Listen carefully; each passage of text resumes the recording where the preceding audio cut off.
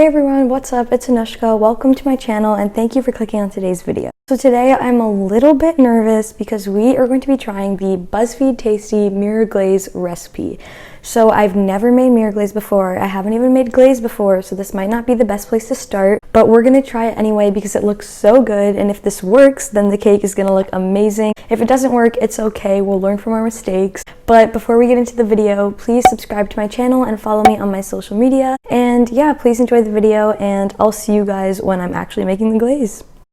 Okay, hey guys, I'm back. Sorry for the very extreme lighting changes. That's gonna happen because it's morning, so the sun is going crazy. But anywho, so I just checked the BuzzFeed Tasty recipe and they mentioned obviously that you need a cake. So here I have two 4-inch cake layers that I actually froze, and it's Georgia's Cake's vanilla sponge recipe, in case you're wondering what recipe I use. So I baked them a couple days ago and I froze them. So I'm going to assemble them by putting some buttercream in between, but I'm actually going to make like two separate small 4-inch cakes so that in case I mess up glazing one of them, I always have a second chance. And so I'm going to go ahead and do that and build the cakes, and then I'll be back when we have to make the actual glaze, which I'm dreading, but hopefully it goes well, so we'll see.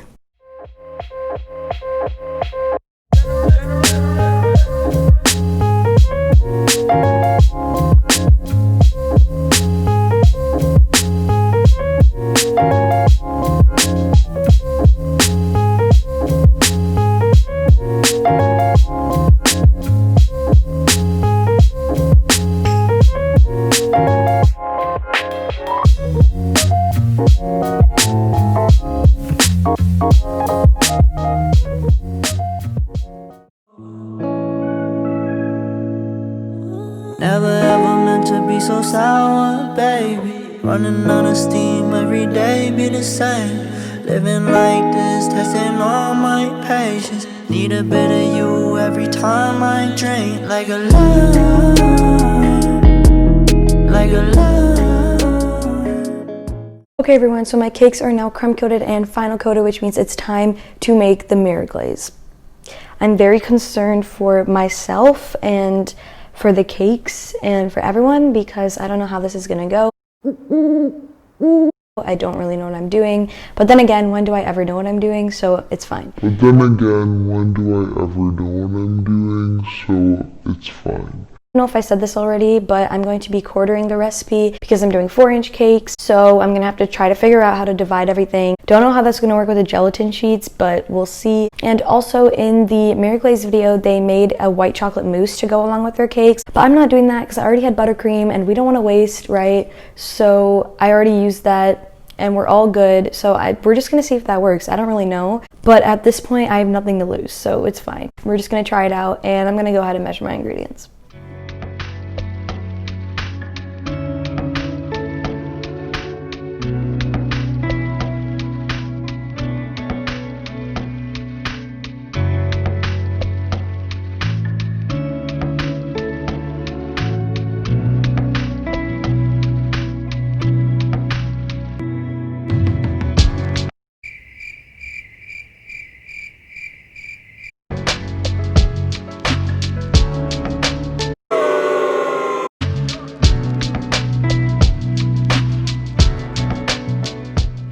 Hey guys, so it's a little bit later now, but I measured out all my ingredients. They're all in front of me right now, and now it's time for the scary part.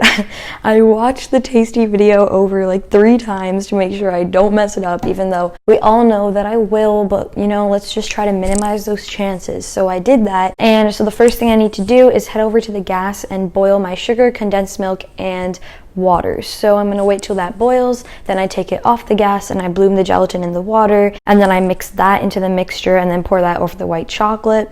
So we're gonna see how that goes. And also, I don't have an immersion blender, so I'm using one of those coffee whisk thingies where when you turn it on, it's like electric and then it goes really fast. And since I'm not making that much, I'm assuming it should be fine, but I don't really know. And also, I don't know if I mentioned, but my candy thermometer is broken, so I'm using this thing, and it's good. Like, it's a good thermometer, but it takes so long to check the temperature of something. So I don't know what's gonna happen with that. I honestly, so many things are going wrong at this point, but like, you know what? We're just embracing it, okay? Because I need to get this done. I'm going to do this mirror glaze cake and it's gonna work. So I'm gonna use this and then we're gonna see what happens. Also, it measures in Celsius, so there's some conversion stuff that's gonna be happening, but I think it's fine. Like, I have everything ready and everything seems fine. So we're just gonna head over to the gas and see what happens.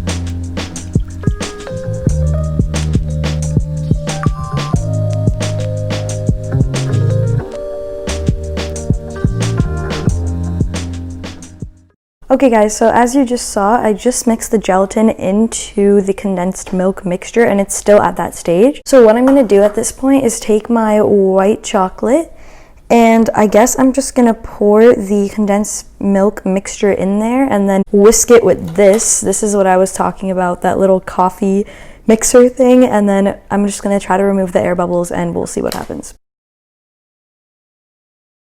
So they also mentioned that you should let it sit like this for about 2 minutes just so that the chocolate softens. And so I'm just going to do that, and now I'm getting kind of nervous because I'm not so sure that this little mixer will be able to mix through all of the chocolate, but we're going to see, and I hope it's the right temperature. I hope everything's fine, but basically we're almost done, so I'm kind of nervous now. The cakes are also in the freezer. They are chilling so that they are nice and smooth by the time I actually have to pour the glaze out.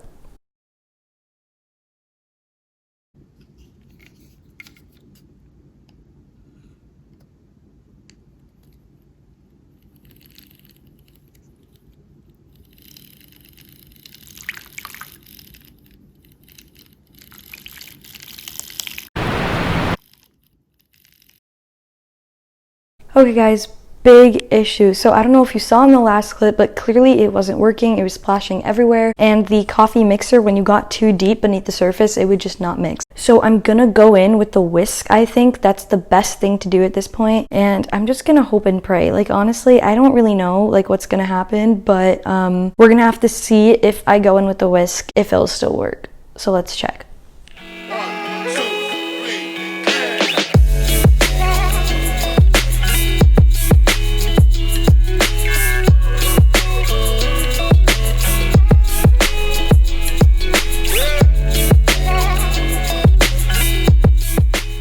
Okay guys, so last time we talked, I mentioned that something was going horribly wrong and that the chocolate wasn't melting and the little coffee blender wasn't mixing anything, but it looks like I solved the problem because basically what I did was I put it in the microwave for a few more seconds just so that the chocolate would melt a little bit, and I just kept whisking with the whisk and it looks great. Like, it looks pretty smooth, it's looking nice. And also they said try not to bring out too many air bubbles on the surface when you're using an immersion blender. So with the whisk, I was just gentle and I kind of just did it really slowly so that not many air bubbles would come up, and it actually worked. So I think I'm just gonna strain it and then color it, check the temperature, and I'll check in with you guys occasionally just to see how things are going.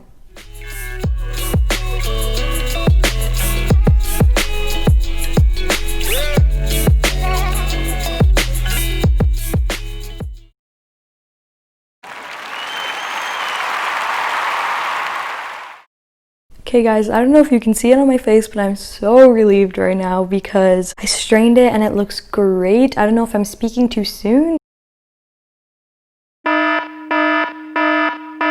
and if it just won't work completely when I pour it on the cake, but I'm looking at the consistency and it looks really, really good. So I'm going to pour it into a few different bowls and color them. And I don't have white food coloring at the moment, so I'm just going to do different shades of blue and hopefully that looks good. But I'm pretty excited. Like, I think it's going to be good, and who knows, maybe I won't even need that second little cake that I made just in case, but I think I'm going to glaze it anyway if I have extra. But yeah, so I'm just gonna color them and check the temperature. That's key. So I'll be back when I'm checking the temperature because I just want to explain how it's going and if this thermometer actually works.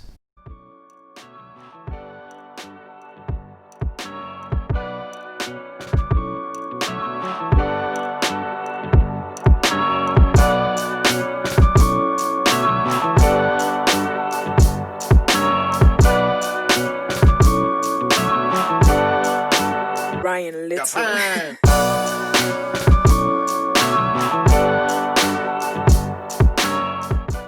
So as you could see in the previous clip, I just made 3 colors of glaze and they look really good and I'm excited about it. But I did check the temperature with this thermometer and I don't know if you saw, but I had very much trouble trying to stabilize it in the bowl. Probably should have used mugs, but it's fine. So it was 29.4 degrees Celsius. So I checked what that was and that's around below 90 degrees Fahrenheit. So I need to get it to 32 to 35 degrees Celsius. So I'm going to heat them all up in the microwave for a little bit longer and get it to about 33 or 34 degrees Celsius so that by the time I actually use it, it cools down a little, and hopefully that works. And soon you'll be seeing the shots of me glazing. So I hope this works well, but I'll see you guys after it's out of the microwave and I'll give you an update on the temperature.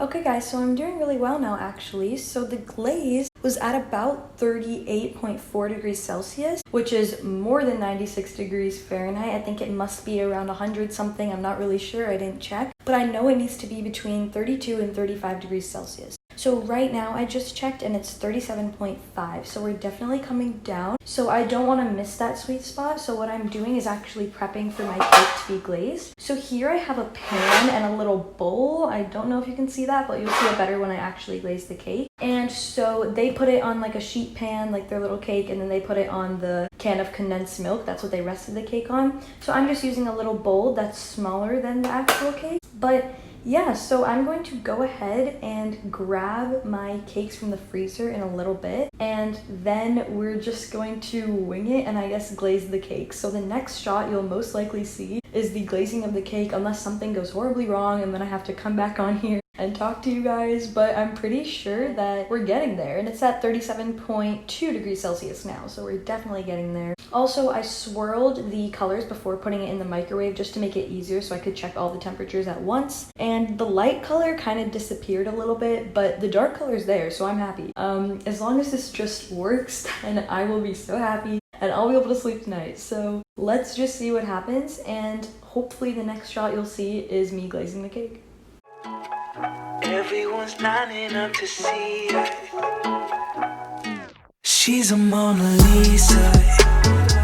Everyone's lining up to see her. There must be something about her features. You'll find her beauty goes much deeper once you get to meet her. You see her walking down the boulevard. She got the posture of a superstar. Okay guys, so in the last shot that you just saw, I was glazing the cakes, but now I'm done with everything, so now I'm going to talk to you guys about my final thoughts of the entire process. So first, I know you guys are probably waiting to see the final pictures, so here's the first attempt, and here's the second attempt. So as you can definitely see, the second attempt turned out so much better, and I'm really grateful that it did. There's still some white spots. I have them in front of me right now so I can kind of talk about them, but there's still some white spots around the side where it ran down the cake too much, but I think it still looks really good.